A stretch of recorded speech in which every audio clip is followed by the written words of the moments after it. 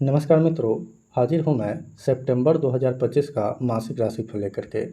तो सितंबर में कैसा रहेगा आप सभी तुला राशि वालों का धन, शिक्षा, स्वास्थ्य, व्यापार और प्रेम जीवन। आज हम इस विषय में विस्तार से चर्चा करेंगे।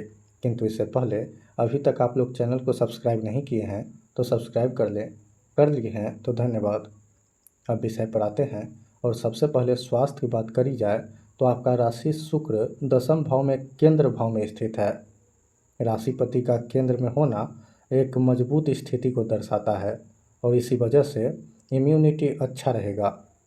और रोगेश गुरु त्रिकोण में है और रोग भाव में त्रिकोण भाव का स्वामी यानी योग कारक शनि स्थित है। ये स्थिति विशेष रूप से युवाओं के लिए स्वास्थ्य के दृष्टिकोण से अच्छा है।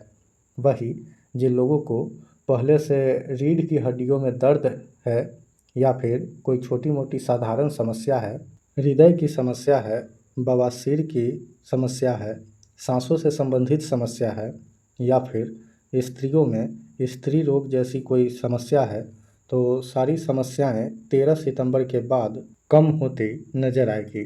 कुल मिलाकर स्वास्थ्य के दृष्टिकोण से ये महीना बढ़िया है। वही मानसिक रूप से बहुत ज़्यादा तो नहीं, साधारण रूप से तनाव 17 सितंबर तक रहेगा। उसके बाद सूर्य शनि का संबंध और शुक्र केतु की युति महीने के अंत को मानसिक रूप से और भी ज़्यादा चुनौतीपूर्ण बनाएगा। इसका उपाय वीडियो के अंत में बताऊंगा। अब शिक्षा की बात करी जाए तो पंचम भाव में राहु है। पंचम भाव बुद्धि का होता है।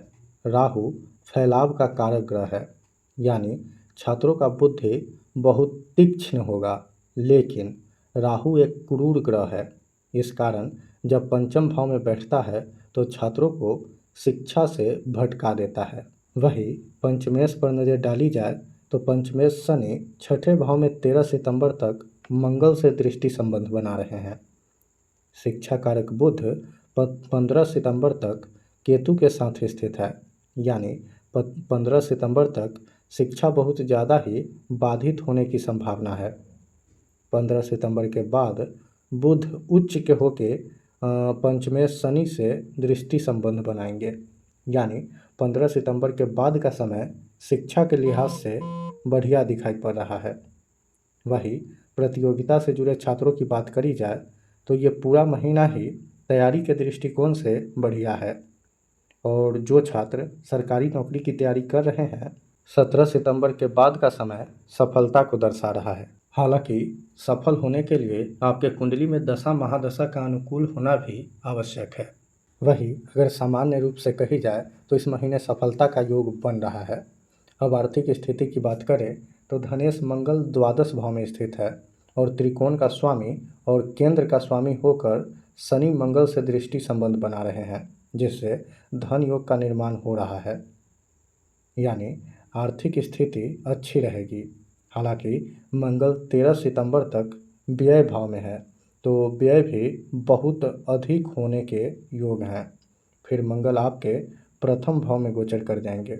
इस दौरान धन संचित अच्छा होगा और लाभेश सूर्य द्वादश भाव में उच्च के होके बुध के साथ 17 सितंबर से गोचर करेंगे।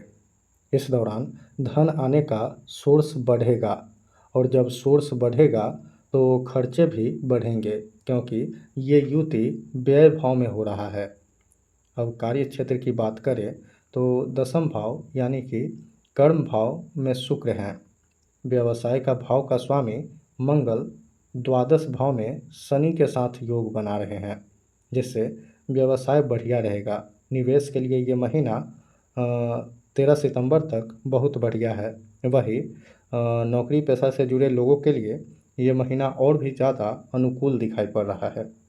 इस महीने प्रमोशन के योग हैं, विदेश ट्रांसफ़र के भी योग बनेंगे। कुल मिलाकर ये महीना नौकरी पेशा से जुड़े लोगों के लिए बहुत बढ़िया दिखाई पड़ रहा है।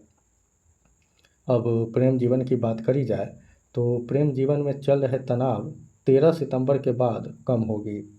अपने गुस्से पर संयम रखें, क्योंकि 13 सितंबर को मंगल आपके प्रथम भाव में गोचर करेंगे। तब गुस्सा हावी होगा, जो आपके प्रेम जीवन को प्रभावित कर सकता है। वही वैवाहिक जीवन की बात करी जाए तो वैवाहिक जीवन अच्छा रहेगा। हालांकि 13 सितंबर तक जीवन साथी का स्वास्थ्य कमजोर रहेगा। फिर मंगल आपके प्रथम भाव में गोचर करेंगे।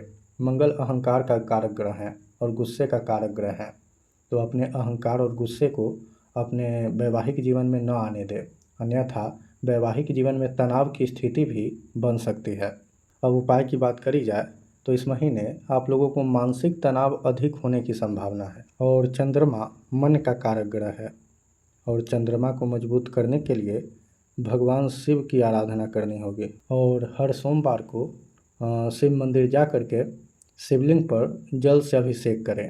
तो आज के कार्यक्रम में बस इतना ही। मुझे दीजिए इजाज़त। नमस्कार।